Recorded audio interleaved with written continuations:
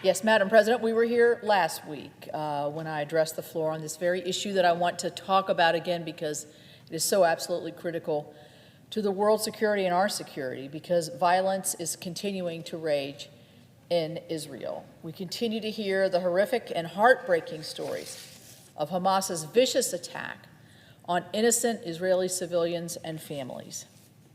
And our own American citizens remain unaccounted for and are being held hostage by Hamas in the wake of their unjustifiable terrorist attack on the nation of Israel. In this chamber and in this country, our support for Israel and their right to defend themselves must be unwavering. We must stand with our ally and friend as they continue to withstand barbaric attacks from terrorist militant groups and threats from all directions. There is absolutely no question that now is the time for American leadership. Our response needs to be united, and our response needs to meet the urgency of a moment just like this. As the world power, the United States of America has both the responsibility and the wherewithal to support our allies, especially as they come under attack by nefarious adversaries. It becomes vitally important that our nation recognize this, that the American public hear the stories from those in Israel, and that we understand the brutal, inhumane, and devastating tactics that Hamas is deploying on the residents of the Jewish state.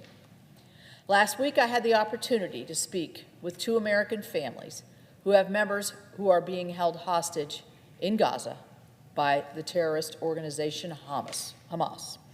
These stories are gut-wrenching, one a 3-year-old child, the other a married couple, and bring to light what is truly happening in Israel right now.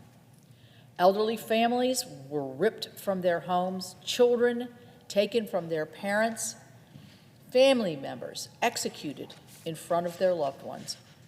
You know, I'm a mother myself and a grandmother, and I know everyone in this chamber and everybody listening has members of their own family and loved ones they care about so deeply.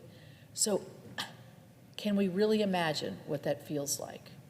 This is the reality that the Israeli people are facing every day. These attacks need to be condemned and denounced in the strongest possible terms, and they have been. And it makes it all the more imperative that the United States provide the support it needs to stop and root out the evil Hamas. It is impossible to understate or to overstate even the outside role that Iran has played in these past 18 days since the initial attack. We know that Iran is financially supporting Hamas.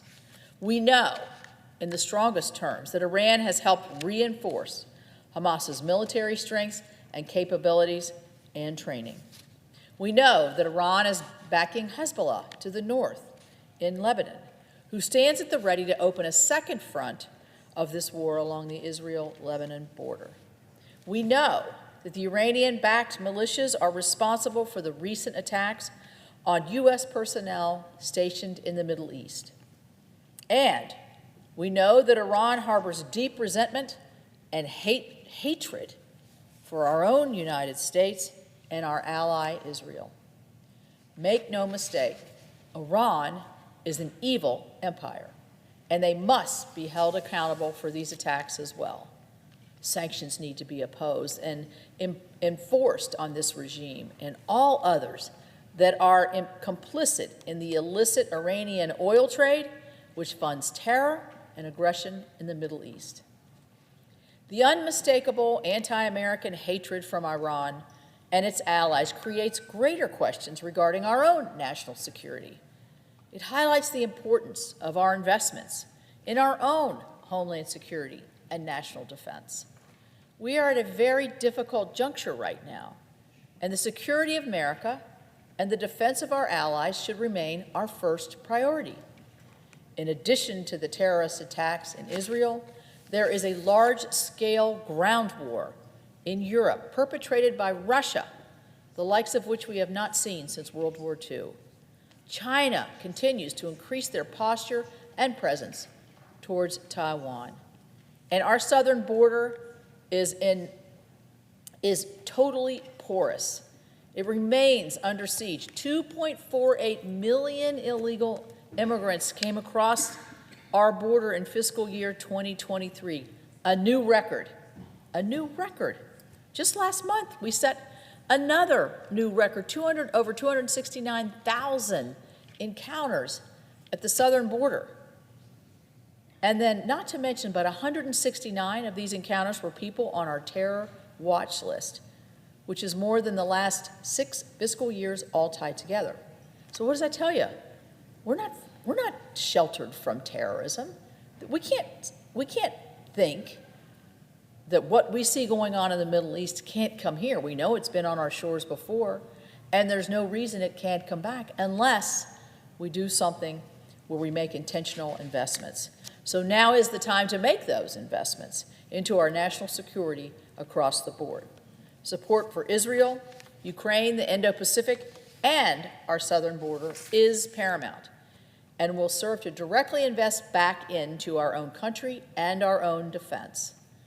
America's place on the world stage requires a level of leadership and accountability that we must accept with authority. We are the superpower. While we must always prioritize the needs of our own country first and then the support of our allies.